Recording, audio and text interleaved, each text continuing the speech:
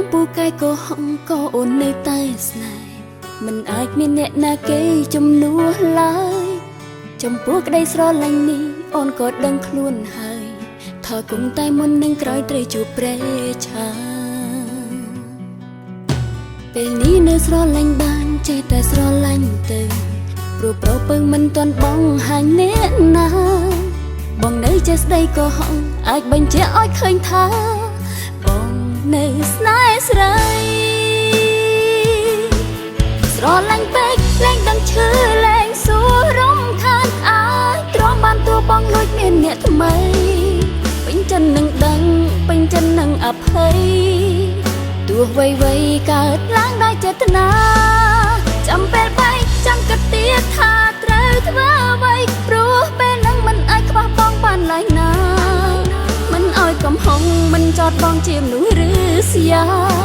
សុំត្រឹមដឹងថាពេលនេះក្បែរ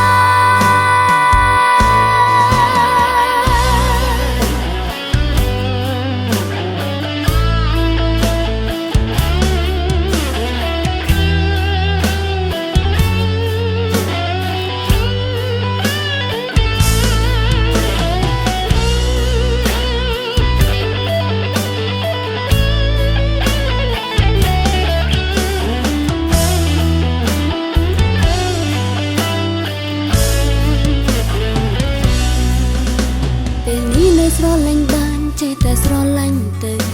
ព្រោះប្រពើមិនទាន់បងហាញអ្នកណាបងនៅចេះស្ដីក៏ហងអាចបញ្ជាក់ឲ្យឃើញថា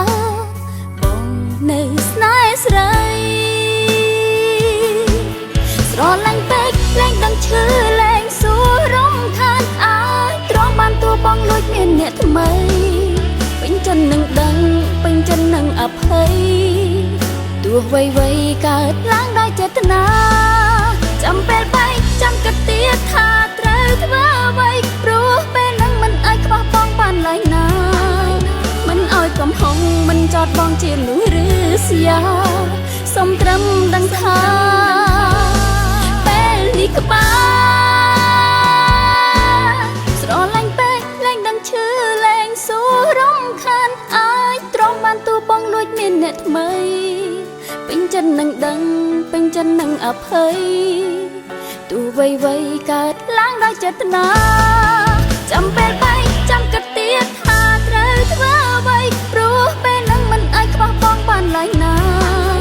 មិនឲ្យកំហុងមិនចោទបងជាមនុស្សឬស្យាសុំត្រឹមដឹងថាពេលនេះក្បែរ